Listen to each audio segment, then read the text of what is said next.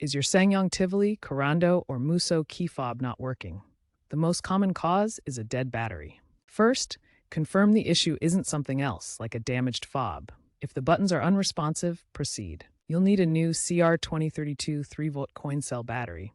Check your model, as some older Tivolis use CR1620 or CR2025. You'll also need a small flathead screwdriver and a soft cloth to protect the fob.